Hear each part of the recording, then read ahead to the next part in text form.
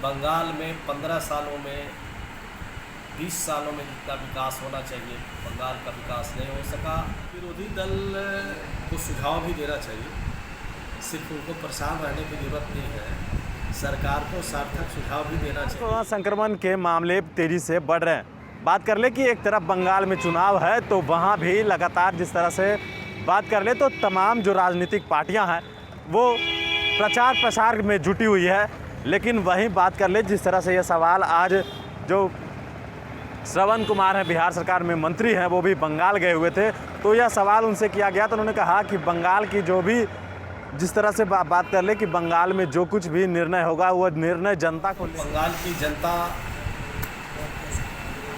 जो वहाँ के लोग हैं वो किस तरह का फैसला लेते हैं उनके निर्णय पर ही निर्भर करता है।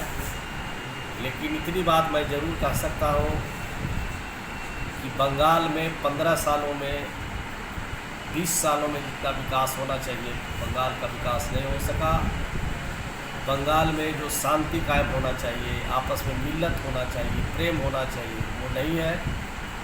इसके लिए जो भी सरकारें वहाँ की दोषी रही हैं उनके खिलाफ आक्रोश है और उस आक्रोश का खामियाजा वहाँ की सरकार को भुगतना पड़ेगा। बात कर ले कि बिहार के नेता प्रतिपक्ष तेजस्वी यादव की, तो वो भी बंगाल चुनाव में शिरकत किए, प्रचार प्रसार किए, लेकिन जब प्रचार प्रसार कर रहे थे उस दौरान भी वह जो वर्तमान में सरकार है उस पर हमलावर थे, क्योंकि नेता प्रतिपक्ष के होने के नाते वो लगातार सरकार को घेरते हैं। और जिस तरह से बात कर ले कि कोरोना संक्रमण का जो आंकड़ा है वो तेज़ी से फैल रहा है बिहार में, इसको लेकर भी कल नेता प्रतिपक्ष तेजस्वी यादव ने सरकार पर ट्वीट के माध्यम से तंज कसा। जिस तरह से 7 हॉस्पिटलों पर ताला बंद हो गया है, अगर आपके पास ऑक्सीजन सिलेंडर की बंदोबस्ती है तभी आप उस हॉस्पिटल में जा सकते हैं, अन्यथा उस वहाँ नो एंट्री है। इस पर भी नेता प्रतिपक्ष तेजस्वी यादव ने कल सरकार को घेरा। लेकिन आपको बता दें कि जिस तरह से यह सवाल आज श्रवण कुमार से किया गया तो उन्होंने कहा कि जो नेता प्रतिपक्ष तेजस्वी यादव है उनको सिर्फ इस तरह के बयानबाजी नहीं करने चाहिए, बल्कि सरकार को सकारात्मक सुझाव भी हमेशा देते रहना चाहिए। तो यह कह ले कि जेडीयू ने तेजस्वी यादव से नसीहत मांगी। विरोधी दल को सुझाव भी देना चाहिए, सिर्फ उनको परेशान रहने की जरूरत नहीं है, सरकार को सार्थक सुझाव भी देना चाहिए कि सरकार को क्या करना चाहिए।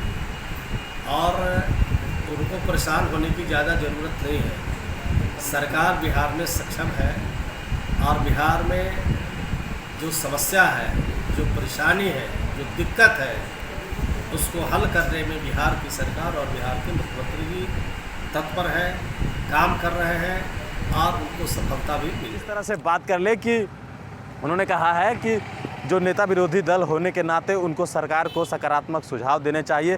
जिस तरह से बिहार वर्तमान में कोरोना से की कहर से लड़ रहा है, झेल रहा है, जिस तरह से लगातार आंकड़ों की बात कर ले तो आंकड़े जो है वो बेहद चौंकाने वाले हैं। बिहार का पूरा जिस तरह से आंकड़ा कल निकल करके आया था, अब तक वो आंकड़ा नहीं आया था। 6000 के पार जो है वो आंकड़ा चला गया है पूरे बिहार का। राजधानी पटना का जो आंकड़ा है वो 2000 के पार है और प्रतिदिन 2 लाख भारत में मरीजों की संख्या निकल कर सामने आ रही है। इस पर जिस तरह से लगातार बिहार में मुख्यमंत्री नीतीश कुमार ने हाई लेवल मीटिंग भी की है और बता दें कि कल जिस तरह से सर्वदलीय बैठक है तो उसमें क्या कुछ निर्णय होगा, क्योंकि जो मंत्री हैं श्रवण कुमार, उन्होंने कहा है कि नेता प्रतिपक्ष तेजस्वी यादव को सकारात्मक सुझाव देने चाहिए, ना कि जिस तरह से वो लोकप्रिय होने के लिए सिर्फ बयानबाजी करना चाहिए। और भी अपडेट्स देंगे बनोनी इन्फॉर्मेशन के साथ।